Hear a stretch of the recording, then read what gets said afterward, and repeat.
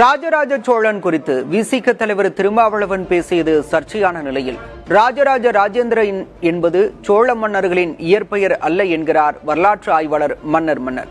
சோழர்களின் தமிழ் பங்களிப்பு குறித்து அவர் பேசியவற்றை இப்போது பார்க்கலாம்.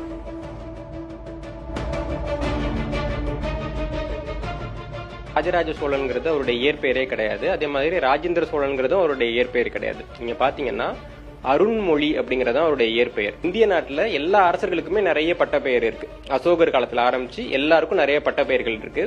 அப்படி ராஜராஜ சோழன் அப்படின்னு சொல்லப்படக்கூடியது அவருடைய பட்டப்பெயர். அப்படிதான், அதாவது பிறர் கொடுத்த பெயர். இப்படியாக அருண்மொழிங்கிற இயற்பெயர் கொண்டவருக்கு மொத்தம் 42 பட்டப்பெயர் இருக்கு. அதே மாதிரி ராஜேந்திர சோழனுக்கு பாத்தீங்கன்னா அவருக்கு இயற்பெயர் ராஜராஜ சோழன் என்ன பண்ணாரு, அவரோட சித்தப்பா பேரை வைக்கிறாரு. அவருடைய சித்தப்பா பேர் மதுராந்தக உத்தம சோழன். அதனால மதுராந்தகன் அப்படின்னு அவருக்கு பேர் வச்சாரு. பதவிக்கு வந்த புதிதுல ராஜேந்திர சோழன் கல்வெட்டிலே மதுராந்தகன் தான் அவரோட பேர் இருக்கும். காசுகள்லயும் மதுராந்தகன் தான் இருக்கு. பின்னாடி மக்கள் அவருக்கு ராஜேந்திரன் இன்னொரு பேரை கொடுக்குறாங்க.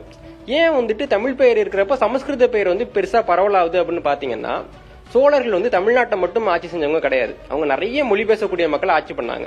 சோழர்களுடைய ஆட்சிக்கு கீழே தமிழர்கள் இல்லாம தெலுங்கர்கள் இருந்திருக்கிறாங்க, கன்னடர்கள் இருந்திருக்கிறாங்க, துளுவர்கள் இருந்திருக்கிறாங்க, கம்போடிய மக்கள் இருந்திருக்கிறாங்க, சயாமியர் இருந்திருக்கிறாங்க, சிங்களர் இருந்திருக்கிறாங்க. இவங்க அத்தனை பேருக்கும் வாயில நுழையிற மாதிரி என்ன பெயர் இருந்ததோ அந்த பெயர் இயல்பா பிரபலமாகும். அவருடைய இயற்பெயருக்காக அவரை நம்ம திட்டணும்னா நியாயம். என்னப்பா உனக்கு ஒரு சமஸ்கிருதத்துல பேர் வச்சிருக்காங்க, அப்படி இல்ல. அடுத்தவங்க அவர் இன்ன பேர்ல கூப்பிட போறாங்கன்னு அவருக்கு ஒன்னும் ஜோசியம் தெரியாது இல்லைங்களா. அது இயல்பாக நடக்கக்கூடியது. அதுக்கே அவரை குறை சொல்றாங்கன்றத நம்ம ஏத்துக்க முடியல. பவனப்பிடாரங்கிற தேவாரம் போதக்கூடிய ஒரு தமிழர் தான் தஞ்சாவூர் பெரிய கோயிலுக்கு தலைமை பூசாரியாக இருந்தார்.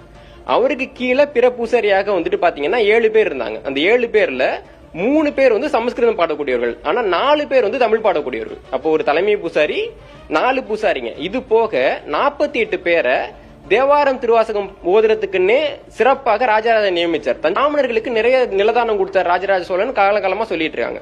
ராஜராஜ சோழன் நிலதானம் கொடுத்ததுக்கு நமக்கு கிடைக்கக்கூடிய ஒரே செப்பேடு ஆனைமங்கலம் செப்பேடு.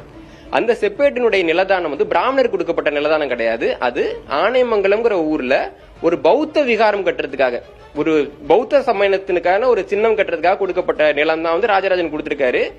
ஆரியருக்கு அவர் நிலம் கொடுத்ததாக எந்த ஆவணமும் கிடையாது. ஒரு கைப்பிடி நிலம் கொடுத்ததாக கூட எந்த ஆதாரமும் கிடையாது.